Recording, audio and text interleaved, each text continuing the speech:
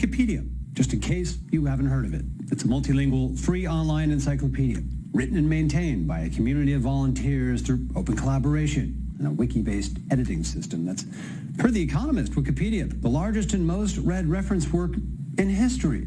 Now, I got this, maybe no surprise, from its Wikipedia page, of course. Where else? And that reflects the greater state of affairs now. So many questions around the world going on when it comes to our desire for this boundless information that we found in platforms such as Wikipedia. And we're lucky to be joined in the studio today by Jimmy Wales, the co-founder of Wikipedia. So thanks for being in the studio. Welcome back to Israel, and welcome to i24NEWS for the first time. First, I want to touch on, what brought you here. I understand it's the Atlas Awards. It's later on today. I believe it's focused on Israeli innovation, startups.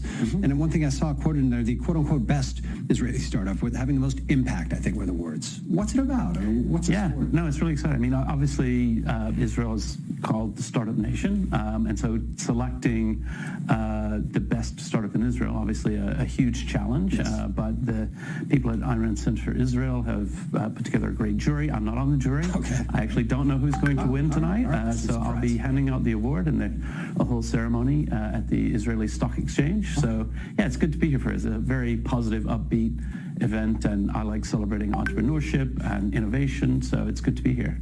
What, in terms of Israel, I mean, we discussed a little bit, you've been here many times, pre-pandemic, so this is certainly not your first foray time in Israel. What about Israel? I mean, sort of keeps you on your toes in terms of what's happening here, or what interests you about this country? Yeah, I mean, I've always liked I would say the entrepreneurial spirit of Israel, and from the first time I've visited here, obviously the history and that aspect of things is incredibly interesting, and I've always felt a very warm welcome. I sometimes joke I should make Aliyah even though I'm not Jewish, so I really do love Israel. That's wonderful, warm sentiments. Certainly appreciate by many of our viewers, and nice to hear.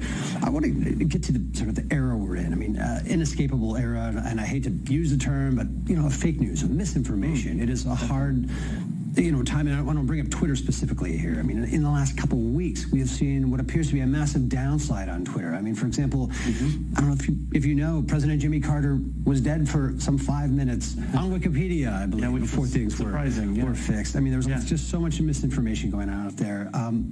How can it all be reined in? And on top of that, do you have advice for Elon Musk right now? Well, I do have advice. I think one of the things that's really interesting about Wikipedia is we're quite old-fashioned, really, in a way. We're looking for reliable sources. We try to be really fast. So I only heard this about Jimmy Carter. I'm going to go and research what happened and see how that happened.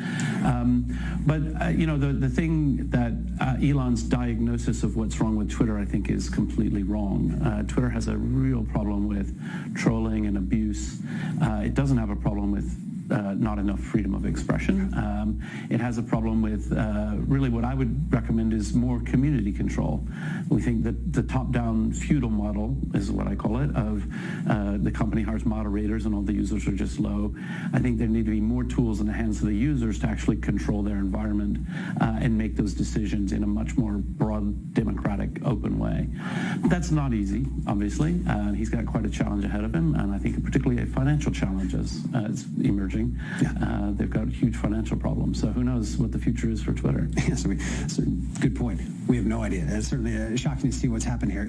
Looking at the status of this, and Twitter included in this story, are we in an information crisis era, or is this a golden age? I mean, how do you look at this? I mean, it's obviously a little bit of both, right? I mean, for the first time ever, anyone anywhere in the world can get access to high-quality information, but at the same time, a huge amount of misinformation, disinformation is circulating. I mean, one of the things that to put it into a broader historical context, there was a brief period of time when broadcast was first invented, and then it didn't take that long before authoritarians learned how to use that medium, radio and so forth, to broadcast really bad ideas. Then when the internet came along, much more of a distributed system, there was a lot of optimism around, great, countries can no longer sort of shield their people from learning things. but they are also very active in understanding that medium as well and how to promote disinformation through viral means and so forth. So it's all part of the long-term history of information and knowledge. There's always bad actors who are trying to undermine our grasp of reality, and then there's great people who are here to explain and here to work. And so I just think it's not the biggest disaster ever, but it's something to keep an eye on. And obviously all of us as consumers of information should be very cautious and very thoughtful about what we accept as actually valid information. More on those bad actors. I mean, this is a worldwide platform. It varies a lot from country to country. As you mentioned, certain countries asserting different levels of control, I would say, over the information present. Do you get those calls from President so-and-so saying, hey, I have some advice for you on how to display information? I mean, obviously, you know, it's the premier source of world information at this point, Wikipedia. How do you maintain that credibility? How do you combat those pushes from different directions? Yeah, I mean, very, very little. I mean, I think most governments, if they look into it, they realize it's really a community effort. It's not a top-down effort, so I don't get to decide what's in Wikipedia. It's a dialogue. It's chewing on ideas and thinking things through. And yeah, of course, we get concerns and complaints. And you know, at times we've faced censorship. So, for example, we were blocked in Turkey for a few years, and it's actually one of the moments that I'm most proud of is that we fought the block in Turkey all the way to the Supreme Court in Turkey, and we won. And in what was really a landmark decision for freedom of expression in Turkey, which we think is incredibly important. Is this the constant, you know, frame it as a battle, but struggle for you to maintain the platform's credibility? It's had an incredible run. I mean, this is about 20 years, unless I'm, you know, missing this real start year, but I mean, the beginning of this century to still today, the rise it's been on, it's unprecedented. It's part of really an information revolution we've all experienced. I'd argue you're at the forefront of that. Well, for us, what we think is really important is what we call community health. So our community members, are they passionate about getting it right? Are they passionate about not allowing trolls to dominate the community, about reliable sources? It'll never be perfect. We're humans, and there's a lot of noise, and things happen, of course. But as long as that spirit is there, that we're trying to do something, this incredible gift to humanity that needs to be high quality, that we have a responsibility for it to be good, then on average, in general, we're going to do okay. Okay. Is there a collective sort of next step for us? I mean, we're seeing, you know, new things being tried every few years, whether it be something like Twitter, these interesting platforms. How do you see this all sort of coalescing at some point or not? I mean, where's the risk? So I don't know the answer exactly, but one of the things that I've been very happy to see is the rise of the new rise of subscriptions, people paying for newspapers and journalism in general. I think that's very valuable because the clickbait model wasn't really working for anybody, and I think that's really important. Does it just sort of make it a smaller pool? I mean, is that what that does? It's actually weed out people? You don't want to weed people out from getting access to information, but you also want, you want the incentives to be right, not the incentive to just have a clickbait and get the most traffic. You know, that's not necessarily healthy. And quality can get a lot of traffic, but also bad headlines can get a lot of traffic, so that balance needs to be there.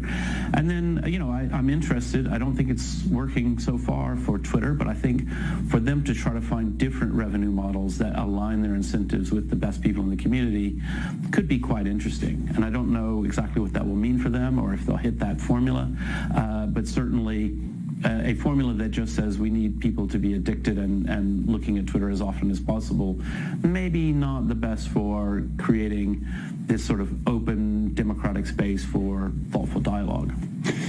Were you surprised by the rise, by what's come today? Did you foresee, hey, this is really my platform, this will be the thing of the future, or is this thing snowball in a way that you never imagined in the beginning of those? Well, I always say I'm pathologically optimistic, so I think everything's always going to be great.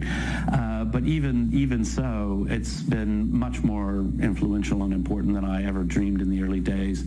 I actually never realized I would be on television in Israel talking about it and things like that. It just never occurred to me.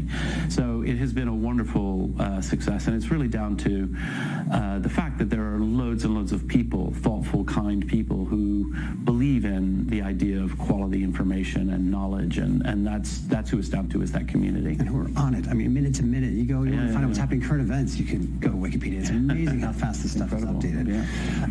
Jimmy Wales, a pleasure to have you with us here. Wonderful to be here. Good luck in your continued endeavors here, and of course, enjoy the Atlas Awards yes, very good. tonight. And thanks for being back in Israel. Thanks for joining us.